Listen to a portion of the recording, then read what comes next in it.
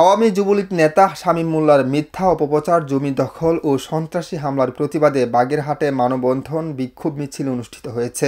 বৃহস্পতিবার বিকেলে বাগেরহাট সদর উপজেলার যাত্রাপুর ইউনিয়নের উৎকুল বাজারে এই কর্মসূচি পালন করেছে ভুক্তভোগীর পরিবার ও স্থানীয় এলাকাবাসী।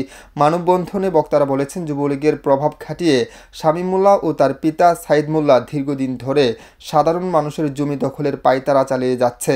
কেউ প্রতিবাদ করলে তারা মিথ্যা অপপ্রচার ছড়িয়ে এলাকাবাসীর মাঝে বিভ্রান্ত তৈরি করছে এবং সন্ত্রাসী দিয়ে হামলার হুমকিও দিচ্ছে। যাত্রাপুর ইউনিয়ন পরিষদের সংরক্ষিত মহিলা সদস্য শিরিন বুকুল বলেছেন, বিভিন্ন সময় সরকারি আমিন এনে জমি মেপে সঠিক সিদ্ধান্ত দিলেও সাইদ মোল্লা ও তার পরিবারের কেউ মেনে নিতে রাজি হননি, বরং সালিশের বিরুদ্ধে ক্ষুব্ধ হয়ে তারা সালিশকারীদের হুমকি দেন। মানববন্ধনে বক্তারা সরকারের কাছে দ্রুত আওয়ামী লীগের দূষর যুবলীগ নেতা শামীম মোল্লা ও সাইদ মোল্লাকে গ্রেফতারের দাবি জানান। শামীম মোল্লা এই ছেলে হচ্ছে যুবলীগের সন্ত্রাসী।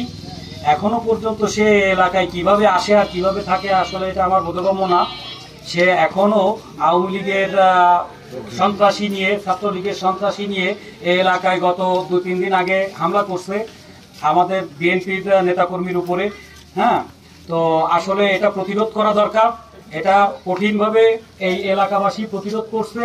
আমরা আইনের কাছে জানাতে চাই যে আইনগতভাবে যেন এটার অবশ্যই দৃঢ় প্রতিবাদ জানাই, যে আইন ব্যবস্থা নেই। এখন এলাকায় আসে বিভিন্ন জায়গা থেকে লোকজন নিয়ে এসে, ছাত্রলীগের লোকজন নিয়ে এসে তারা এখানে এসে কালকে আমাদের খুব আপত্তিকর কাজগুলো করেছে।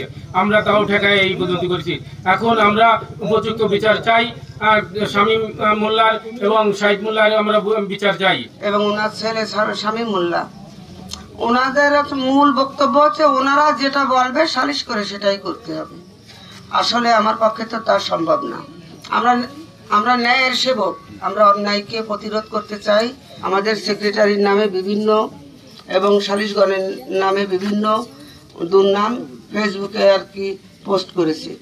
তারপরেও আমরা সহ্য করেছিলাম। আমরা মাত্র আমাদের নেতা কর্মীদেরকে, আমাদের ঊর্ধ্বতন নেতা যারা, তাদেরকে জানিয়েছি। সাগর মণ্ডল, আমার বার্তা, বাগেরহাট।